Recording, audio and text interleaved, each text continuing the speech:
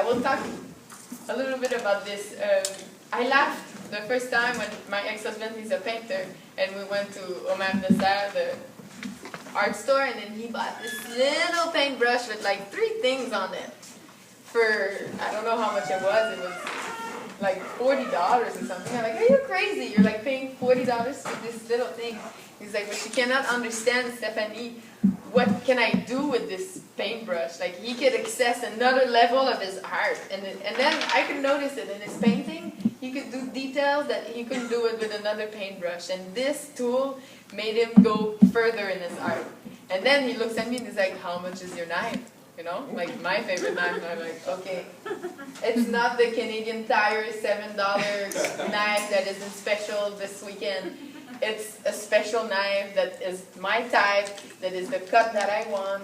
I will have different types of knife as well for different tasks. And this changed my life. When I go to my mom's house, and my mom's got the most horrible knife that exists in the world. And still, she's getting there. She's trying to like buy a knife just for me to like use. Like, she's like, look, I got this, the Canadian Tire. I'm like, all right, I'm gonna make a salad, and after when I try to make dessert, it's not gonna cut anymore. Like, you don't know which one was the cutting side. So the goal in investing in a great knife is that it's gonna last for you for the whole life. Of course, it could be like $80. It could be a little bit more expensive. You could get some for $200 as well, or a kit, or just try to go maybe in a place where chefs buy their knife. In a restaurant supply store, you will find like good quality knives there. And if you take care of it well, and you simply need to sharpen it, depending how much you cook. I cook a lot, so I will sharpen them like twice a week. But at my mom's house, for example, she doesn't use the knife very often, so I could go and sharpen it for her like once a season, you know. And if you don't want to sharpen your knife because it's not something you like to do or you know how to do, you could go see a butcher, you know, and because you miss him because you don't buy meat from him anymore, you could be like, hey, would you sharpen my knife for $5? And then you know, there's some service. There's a lot of people that you could go to a store like that will sharpen your blade for sure. And you will see. Are you gonna make salsa if your knife doesn't cut well and you're like this with your tomato? You're gonna buy salsa. You're not gonna cut lemons or cut other vegetables if you have a hard time doing it. You're gonna go buy the cut veggies at the store that has less and less vitality. So, and you will see that you will cut better, thinner, and faster when you have a proper knife. And try to set up your kitchen too. In a place I used to live, the light was behind me and I was always kind of in the dark, you know. Like, make yourself comfortable. Clean your counter of all the jars and stuff. Like, put this away so you have a clean space. This is the first thing they teach us as a chef when you work in any kitchen. They're like, work clean, work clean, work clean. And then you will be able to work even better and faster. So every time you finish a task, clean it up, clean your surface around, clean your tools, and then continue. You will see it will be way much more efficient with a proper light. And then you could go creative and then move forward after your knife. For sure you need like a comfortable cutting board as well. A nice cutting board. Oh, that's huge. What's huge? Big knife, big ant. Oh yeah, she's there. That's fine. She might be hungry. She's not gonna eat us. So a great cutting board, comfortable space in your kitchen, lots of space, and then tools. Tools to have fun and to make your food different. So I want to, last weekend I said my secret about the 5 flavors. Well, this time I want to talk about like the 5 scents.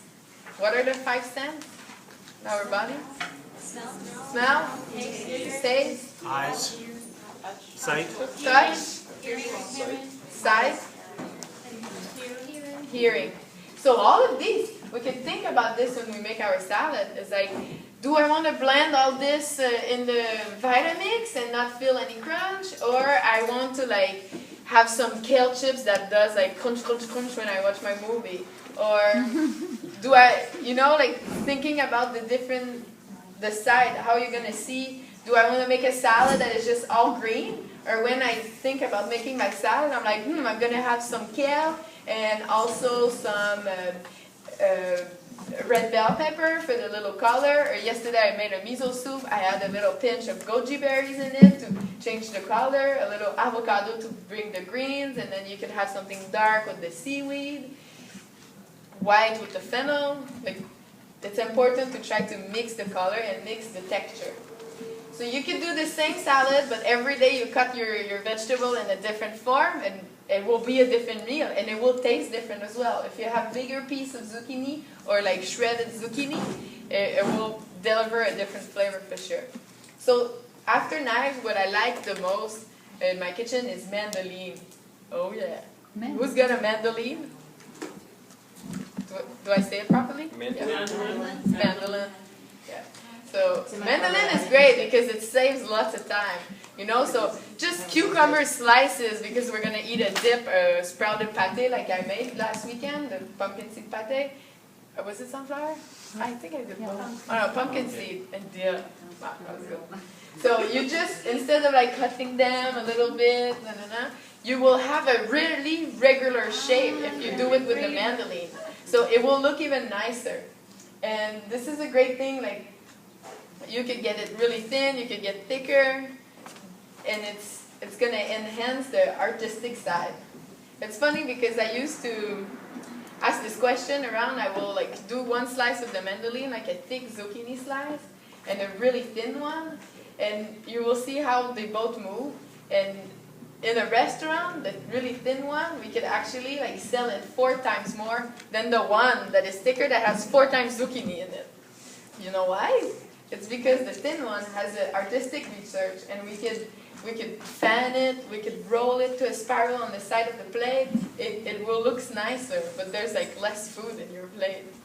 But people, and it's true, like when I set up price menu in the restaurant, I was like, this one could be more because of the experience you will get when you receive your plate in the restaurant. Before you eat, what's important to do is, oh, you know, just look at your plate and be, oh wow, just this moment. Enhance digestion or enhance your experience. Why are we going to the restaurant anyway? Just to have fun, right? Not to live. And yeah, to live, but to live out of pleasure, you know? If we want to feed our body and like eat with intuition, we're going to cook for ourselves, you know? But it's fun sometimes to go get inspiration from other chefs, or go taste or discover new flavor, new culture, and taste the love of other friends, or just to go in the restaurant because you're tired and you want to have a good time and be entertained. It's like going to the movie for your palate. So then this part, I believe, is worth the $2 or $3, $4 more that the person kind of, here you go, sir. Just bring it to you in this way. It could be the same potatoes that is served in a Paton counter, you know, like in a styrofoam bowl, you know, just like this, and then you eat it on the to-go bar in the window. Like it could be the same potatoes, but if they're brought to you in a really nice artistic dish with someone that has a nœud papillon, the tie, you know, the bow tie, and just be like, here you go, sir. Enjoy your experience. Good jazz music. This is making you more comfortable, you know, more relaxed, more ready to absorb the food and enjoy the food you're about to eat. So think about the 5 cents. 5 flavor when you cook, but 5 cents overall. We're pushing it to a limit. Huh? Okay, next tool I really like is obviously the spiralizer. Spiralizer has 3 blades. Let's show them all. Who's got one like this? We call it Mr. Spirally. Yeah? It's not too bad. It's not too expensive. Is it $42 here? It's about that. It's about that. What's that? It's Mr. Spirally. It's a spiralizer it's is a what it's spiralizer. called, but it's called Mr. Spirally. It's a Paderno brand. Paderno makes a lot of kitchen stuff for cheap. There is the Berliner, the Chinese one too. There's Japanese models, there's Chinese model that will be more expensive, even to $100, and they're for sure more resistant. The blade will be a little sharper, and it is used for more like commercial purpose. In restaurants that I used to work, like Japanese restaurant, they will spiralize so much vegetable So the new employee in the kitchen, when he's like, what am I gonna do today? It's like, you're gonna spiralize vegetables because it's kind of long. And then but it's a meditation as well. But you need to have a more performant machine. But this one for house use, and even like many raw food restaurants I work with use this one, and it's fine. Like it will last for a long time. It's very interesting. So this one, I don't know how to call it in English, but in French I call it ribambelle. You know, like the thing you put in the Christmas tree? Ribbons. Oh, ribbons. Kind of. So, is this long enough? Oh yeah. You just try to center your vegetable, and this is a perfect zucchini, but often we have like a crooked zucchini, so it's fine. You start, and then at one point you get to like, the zucchini is really on the edge, so you remove it, and then you recenter it again. So, there's two manivelle, there's two handles. So one is to make a pressure of the vegetable to the blade, and this one is only to give the spiral. So here we go, I push. It's so easy, even kids can do it! Kids cannot do the mandolin. Oh, I lost my center, did I?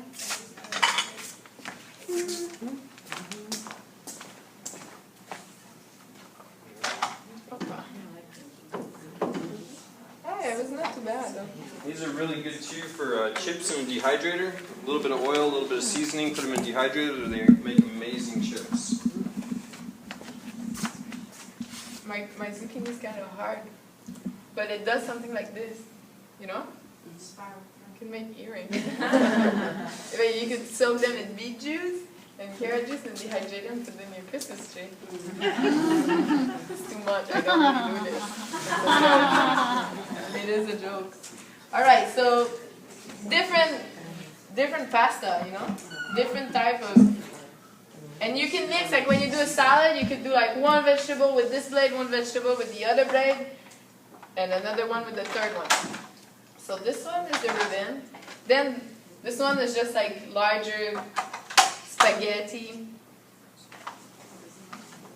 Alright, let's see.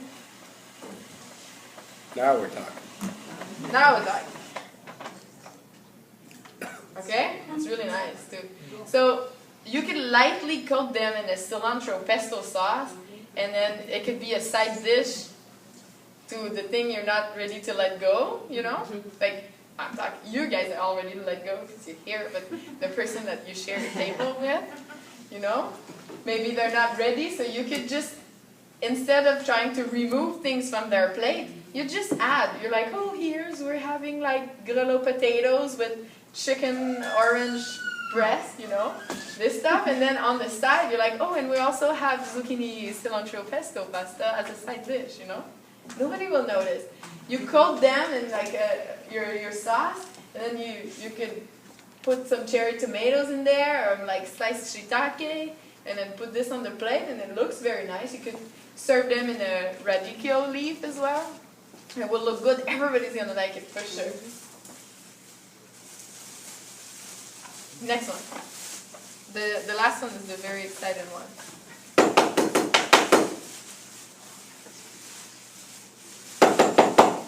Okay, so this is more like angel air spaghetti.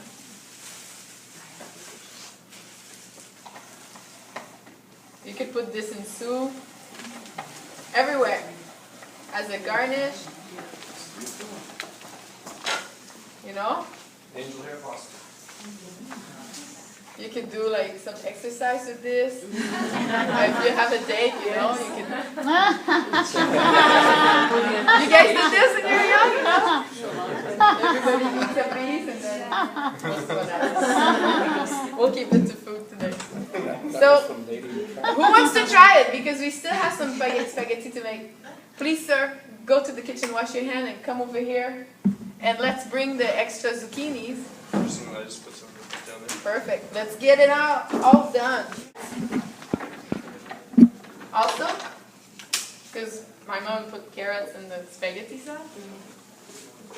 So what's in there already? So you have carrots? Tomatoes, carrots, and zucchini so far.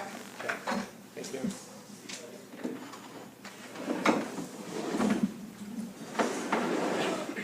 Let's might have enough pasta, but maybe not. Here's some more. Okay, I will put a little bit of garlic. As I say with raw food, with raw garlic, I never use a lot. I will put just a little slice. My legs are shaky. It's all covered. It's a challenge.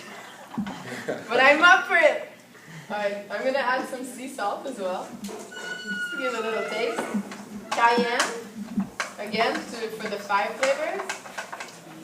And let's blend that first. Let's see how the tomatoes should be easy. I put the tomato first, so they're gonna be blended, and I should be fine. What we can. So what was your sweet part? The carrots? The carrots. And okay, let's start to blend this. So the water will be crushed first. This will make a broth, and then it will take the whole thing.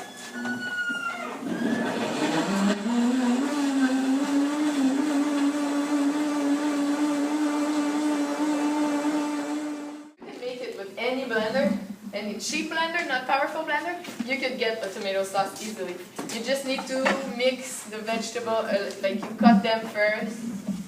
You mix the tomatoes, make just the tomato juice, and then you put like the sliced carrots and sliced ingredient in there. You could transform it.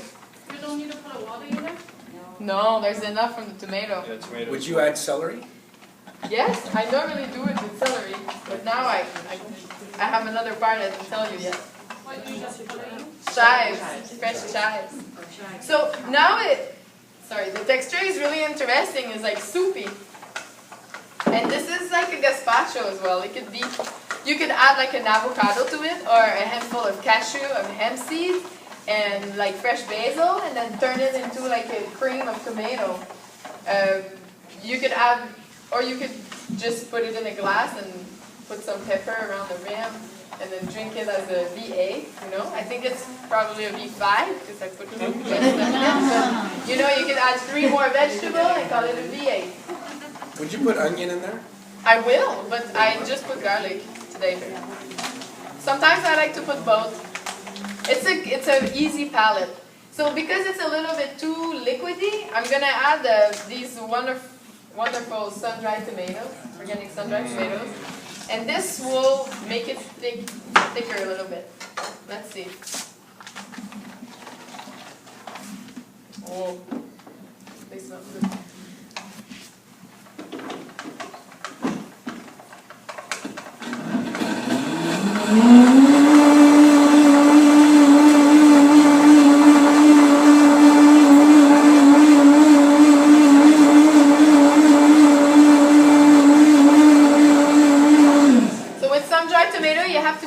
Sometimes they will be the organic ones. If they're really, really red, there's a problem. There's sulfites in them probably. So read the label well. If you get like an organic tomato that has nothing yet, it's great. Sometimes they will be dehydrated with salt, sea salt, which is fine. But in that case, I'm not going to put salt in my recipe. So, and some tomatoes sometimes are with a lot of salt, some with a little bit of salt, some with no salt. So you need to taste them and adjust your recipe. But you know how to work the flavors now. So here we go. Like we have a really, you guys can see? We have like a thicker, great tomato sauce. But there's some stuff missing, isn't it? Now, like if you guys get a new Vitamix, you like blend everything, and then you invite your friends over and you're like, come on, I made a soup, and then we have like a smoothie, and then I made this pudding. And you serve everything with spoons or with straw, and you can say to your guests, you can remove your, how's it called, your dental? Don't need this. But you will see that after a while, it's going to happen when you buy a Vitamix. You're going to spend like 3 weeks just eating puree and baby food. It's okay. But you know that like when you masticate, you work this, there's a lot of micro muscles in the face that are used in the mastication action. And this will help you like release hormones that will help your body make you happy as well. and help your body function better. So it's important to masticate once in a while. So remember that. So for you guys, I asked our friends behind to make a macédoine. So here's my celery that are finely chopped to a dice, okay? And then some chopped fresh parsley. So I'm gonna add this in my sauce to make it look even like chunkier, like the ground beef does. And it will be crunchy in our mouth as well. So I might need another bowl, but I guess I could take this one. And a spatula or a spoon. Oh, that's great. I guess I will use this.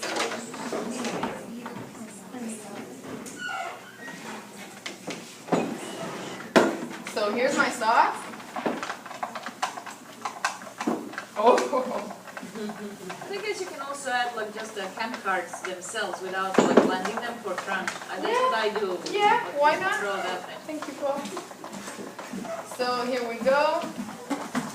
Celery, hemp hearts, hemp seeds.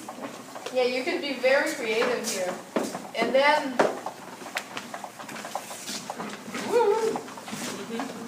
then we blend this. Gives us like a more chunky sauce.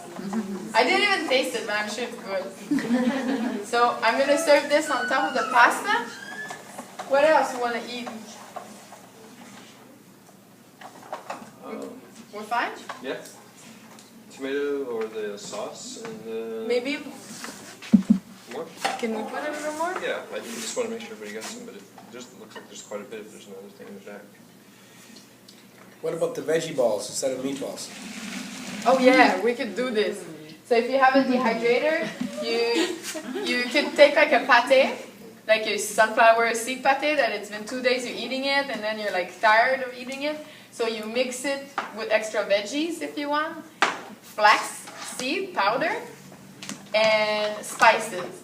And like a good combination of spice that tastes a little bit like meat will be, if you put a little date in there too, will be just to balance the flavor. Little date or maple syrup, tastes a little like barbecue. Sage and thyme, cayenne, marjoram. Marjoram, is it in English? Marjoram. So these combinations, I don't know, they taste like beef or they taste like meat. Maybe it's been a long time I ate meat, but you'll see. So and fresh cracked pepper. So you could make this pate and then with the flax, you add the flax at the end and like some tamari sauce or brags or sea salt. And then when the flavor is good, you make them as little balls and then you dehydrate them. Not completely till they're dry because they will be brick balls. So like less than 12 hours normally, depending on the size of your ball. You know, try to make them the size of a toonie and rounded balls. You put them on the dehydrator sheet until they're like dry outside and it's still soft inside. And then you can top it up with three balls. So last thing I want to show. Now I have lots of stuff. You guys won't say anything. Basil.